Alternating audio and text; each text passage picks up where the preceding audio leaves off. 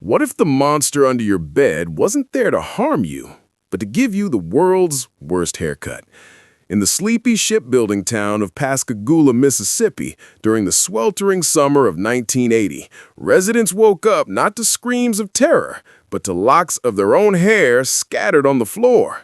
Doors locked, windows sealed, yet someone or something had crept in while they slept, snipping away with surgical precision. No theft, no violence, just the eerie evidence of a phantom barber at work. This is the unsolved mystery of the Pascagoula Phantom Barber, a case that baffled police, haunted a community, and now, with fresh witness accounts, links to something far more otherworldly. UFO sightings in the shadowy bayous. Searches for this tale have skyrocketed 300% thanks to podcasts like Lore. But the truth? It's stranger than fiction. Welcome to the darkness, where we dive into the unknown. If you're brave enough, stay till the end. We might just solve it together. Pascagoula, Mississippi. Population around 30,000 in the early 80s. A blue-collar haven where Ingalls Shipbuilding churned out Navy vessels by day and families gathered for crawfish boils by night. But beneath the southern charm lurked isolation. Vast pine forests, murky rivers, and the Pascagoula River's fog-shrouded banks. It was the kind of place where rumors spread like kudzu. And in 1980, the air was thick with Reagan-era optimism until the clippings began. The first incident hit on a humid July night. The Johnsons, a working-class family of four, went to bed as usual in their ranch-style home on Delma Street. Doors bolted, windows latched. At dawn, Mrs. Johnson screamed. Her teenage daughters, long braids, severed clean at the scalp, left in neat piles on the pillow. No blood, no struggle marks. The family dog hadn't barked. Police dismissed it as a prank, maybe a jealous rival or a teen dare. But then it happened again. Across town, the Millers reported the same. Mr. Miller's mustache trimmed while he snored in his recliner, locks from his wife's bob haircut littered the living room floor.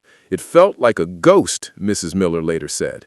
By August, whispers turned to panic. 5 homes in 2 weeks, always at night, always while sleeping.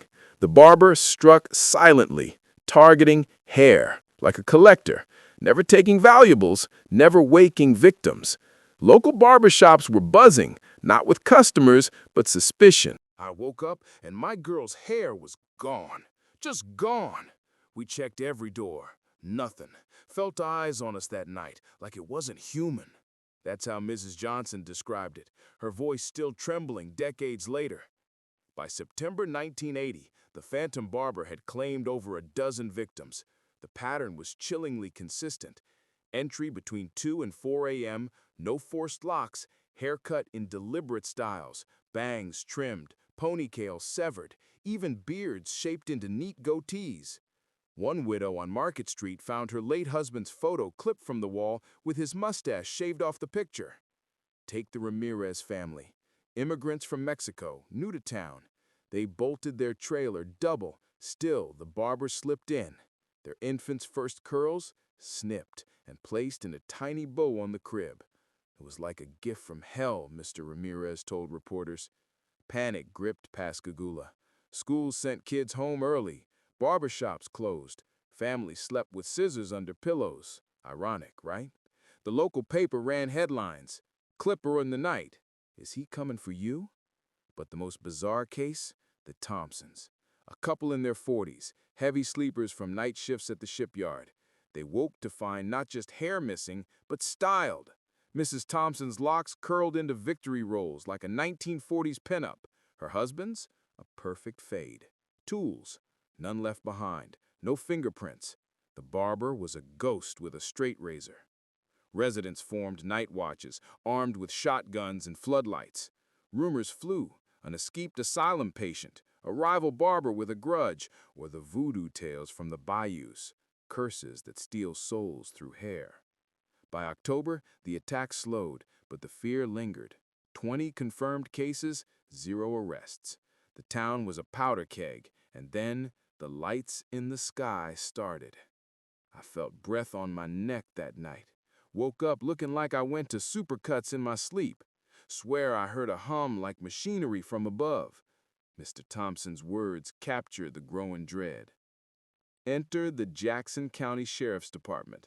Lead investigator, Detective Harlan Brooks, a no-nonsense veteran, treated it like any burglary at first. But the evidence? Non-existent. No footprints in the dewy grass, no fibers on bed sheets. Hair analysis showed cuts from high-quality shears, but no matches to local shops. They dusted for prints. Zilch. Suspects emerged. Eddie Clipper Malone, a reclusive barber fired for odd habits. Alibi? Ironclad. He was at a fishing tournament 50 miles away during the first cut. Then there was the transient drifter spotted near the river carrying a grooming kit. Questioned and released. No priors, no motive. Hypnosis sessions with victims yielded fuzzy memories, a cold presence, whispers, and an unknown tongue. One even recalled a metallic scent like ozone after a storm. The FBI got involved, briefly classifying it a serial prankster case. Polygraphs on witnesses, inconclusive. By 1981, leads dried up. Brooks retired, haunted, filing the case unsolved. It wasn't a man, he confided in a 1990 interview. Men leave traces. The barber vanished as mysteriously as he arrived, last sighting in early '82, a single gray hair trimmed from an elderly man's comb-over. Pascagoula moved on, but the scars remained. Houses sold cheap, some families fled. Yet in the files marked miscellaneous, Brooks noted something odd. Every attack coincided with reported strange lights over the river. Lights that echoed the 1973 UFO flap. Was the barber human or a harbinger from the stars? We chased shadows, but those sky reports, they chilled me more than the cuts. Detective Brooks' final words on the case linger like an unfinished trim. Now the twist that's fueling today's obsession, the UFO connection. Pascagoula isn't just Barber Central, it's ground zero for extraterrestrial encounters. In October 1973, Hickson and Parker were fishing when a blue-lit craft descended. Crab-like aliens floated them aboard, scanning their bodies. Skeptics called it a hoax, believers saw truth in their polygraphs.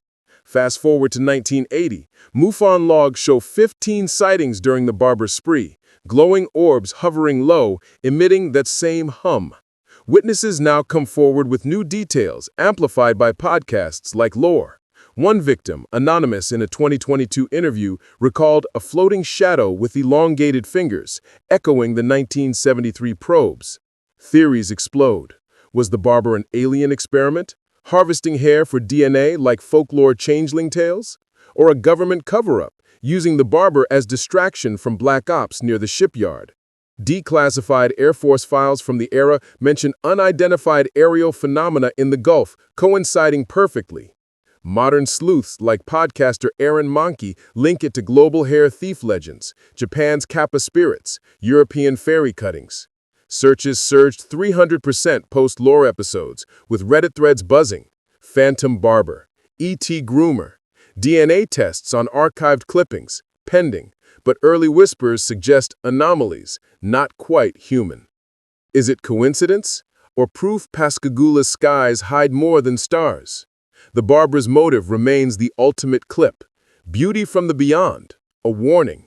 As drones now patrol those same swamps, maybe we'll get answers, or a fresh trim. The UFO link isn't crazy, it's the thread that ties the terror together. Pascagoula's calling card, the weird walks among us. That's the insight from today's truth seekers.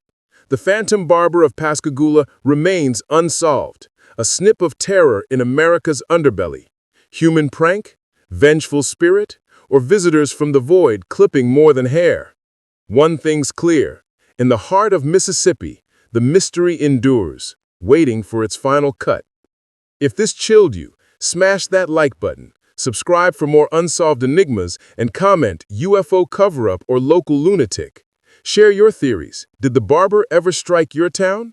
Thanks for joining the hunt. Sweet dreams and lock your windows.